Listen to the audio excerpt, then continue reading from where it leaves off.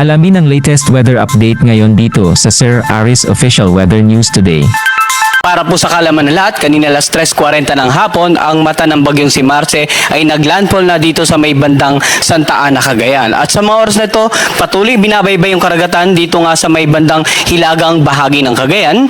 At taglay pa rin ang lakas ng hangin na umabot hanggang 175 kilometers per hour malapit sa gitna nito. At yung pagbugso ng hangin, aabot naman hanggang 240 kilometers per hour. Kumikilos naman ito sa direksyong westward sa bilis na 10 kilometers per hour. So nananatili pa rin po itong banta sa nakararaming bahagi ng Northern Luzon area sa mga oras na ito. Now, tingnan po natin yung forecast track ng bagyong si Marce.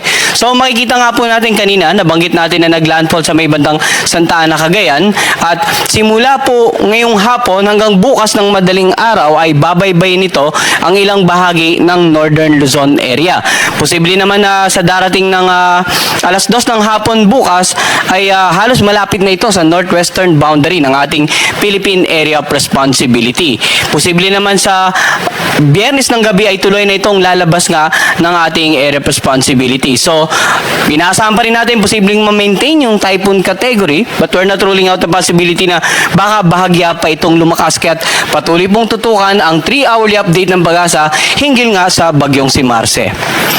So, in terms of warning signal number naman na nakataas sa ilang bahagi ng ating bansa, ang gabay po natin yung mga color dito sa mapa, makikita natin na yung mga areas ng northern portion ng Cagayan, kasama nga po ang Babuyan Island, northern portion ng Apayao at ng Ilocos Norte ay mayroong wind signal number 4 pa rin po. Yan po yung mga areas na naka-highlight ng red sa ating mapa. Samantala, yung mga areas na naka-highlight ng orange, tropical cyclone wind signal number 3 naman ang nakataas. Ito nga yung mga lugar ng Batanes, natitirang bahagi ng Cagayan, natitirang bahagi ng Apayao at ng Ilocos Norte, itong northern portion ng Abra, northern portion ng Ilocos Sur. Samantala, warning signal number 2 naman dito, or wind signal number 2 naman sa mga areas na naka-highlight ng dilaw. Northern at central portion ng Isabela, natitirang bahagi ng Abra, natitirang bahagi ng Kalinga, ang buong Mountain Province, yung northern portion ng Ifugao, northern portion ng Benguet, natitirang bahagi naman ng Ilocos Sur at itong northern portion ng La Union. Warning signal number 1 naman po, nakataas pa rin sa mga lugar na naka-highlight ng light blue. Ito nga yung Pangasinan, La Union, or natitirang bahagi ng La Union, natitirang bahagi ng Ifugao, natitirang bahagi ng Isabela, Quirino, Nueva Vizcaya, itong northern at saka central portion ng Aurora, yung northern portion ng Nueva Ecija, at itong northern portion ng Zambales. Para po sa karagdagang impormasyon hinggil sa mga munisipalidad na nakapaloob dito sa mga bahaging may mga warning signal, maaari nyo rin pong makita yung ating Tropical Cyclone Bulletin sa ating website.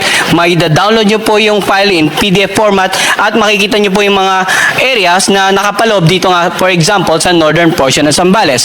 So, ano nga ba inaasahan natin sa mga lugar na may warning signal? Sa lugar na may warning signal number 4, 3, and 2, inaasahan po natin yung masungit na panahon.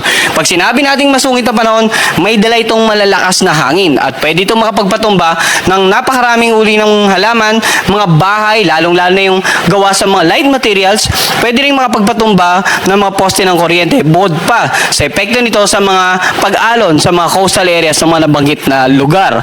Samantala sa lugar na may warning signal number 1 naman, asahan po natin yung pabugso-bugso na hangin.